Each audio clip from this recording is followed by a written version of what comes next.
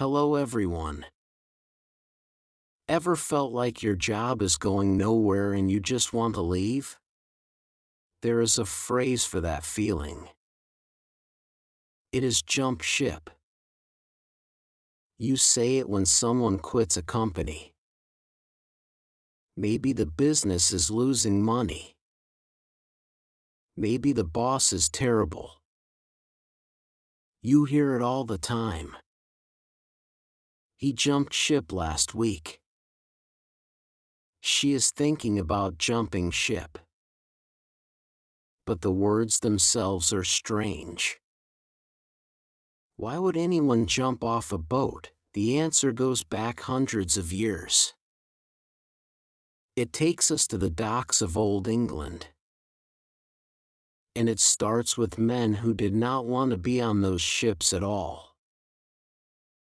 Back then, being a sailor was not a choice for many. In the 18th and 19th centuries, the British Royal Navy had a problem. They needed men to fight their wars.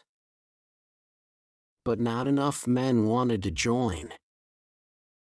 So they sent out press gangs. These were groups of men who walked the streets at night. They grabbed young men off the docks, out of taverns, even from their own homes. They would hit them over the head, drag them to a ship, and force them to serve. Imagine that. You are walking home.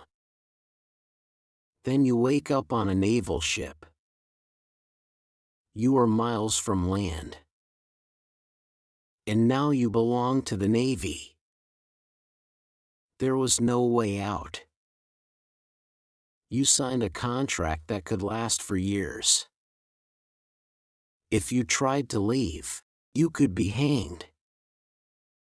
Life on those ships was brutal. The food was rotten. The work never stopped. Officers beat men for the smallest mistake. Disease spread fast. Many sailors died before they ever saw home again. For the men forced into service, every day was a fight to survive. So some of them took a risk. When the ship got close to land, they waited. They looked for the moment when no one was watching. Then they jumped. Not onto the dock. Into the water. They jumped over the side and swam for shore. If they made it, they disappeared into the port city. New name. New life. The ship would sail on without them. And the Navy would mark them as deserters. This was called jumping ship. It was a literal act. A man throwing himself into dark, cold water, hoping he could swim far enough before someone saw him. Hoping the tide did not pull him under. Hoping the guards on shore did not catch him. The risk was enormous. If you got caught, you were as good as dead. But for many, the risk was worth it. Life on the ship was already a kind of death. That is the origin. A desperate escape. A leap into the unknown. Over time, the meaning shifted. People started using it for other things. If a worker left a bad job, they were jumping ship. If someone quit a failing project, same phrase. The ship became any situation you wanted to leave. By the 1800s, writers were using it in newspapers.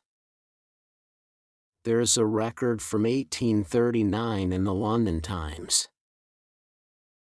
It talked about workers jumping ship from a failing business. The phrase had left the ocean. It was now on land. Think about what that image means. A sinking ship. Everyone on board knows the water is coming. Some people stay. They hope things get better. They feel loyal. They do not want to abandon the others. But the ones who jump, they see the future clearly. They know the ship is going down. So they take their chances in the water. There is another layer to this. Some people say the phrase also comes from watching rats. When a ship started to sink, the rats would jump first. They could sense danger before the sailors could. So jumping ship also means seeing trouble coming and getting out before it is too late. Today, you hear this phrase everywhere. It is in offices and factories. It is in sports. A player leaves a losing team for a better one. People say he jumped ship. It is in relationships too. Someone ends a marriage when things get hard. Friends might whisper that they jumped ship. The tone can be harsh. It suggests disloyalty. When you jump ship, you are leaving others behind. You are thinking of yourself. Sometimes that is fair. Sometimes it is not. But the phrase always carries that weight. Let me tell you about a man who really jumped ship. His name was not famous. He was just a sailor in the 1700s. The press gang took him one night. He was a fisherman before that. He had a wife and a young daughter. When he woke up on the ship, he knew he would never see them again if he stayed. For 2 years, he worked that ship. He learned to tie knots. He learned to climb the rigging. He learned to keep his mouth shut when the officers walked by. But every night, he thought about the water. Every night, he planned. The ship finally docked near a port he knew.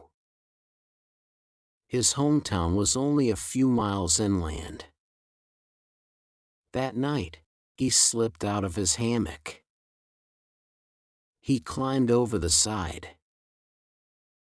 The water was freezing. He swam until his arms could not move. Then he kept swimming. He made it to shore. He walked through the dark to his house. His wife opened the door. She thought he was a ghost. He stayed hidden for years. The Navy never found him. That is the story behind the words. A man choosing freedom over safety. A leap into cold water. A new life.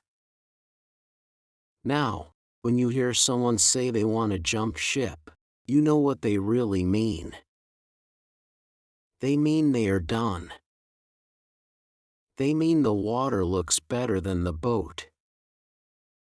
Here is a question for you. Have you ever felt like jumping?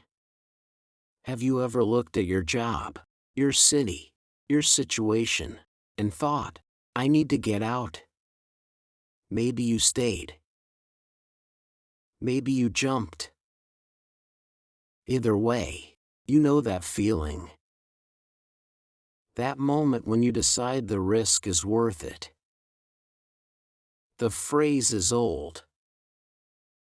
The feeling is not. People have always wanted to escape. People have always looked for a way out. And sometimes, the only way is to jump. So next time you hear jump ship, think about those sailors. Think about the cold water. Think about the shore. And think about what it takes to leave something behind.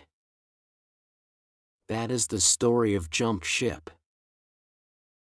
If you have ever left a job or a place that was not right for you, leave a comment. Tell us about your jump.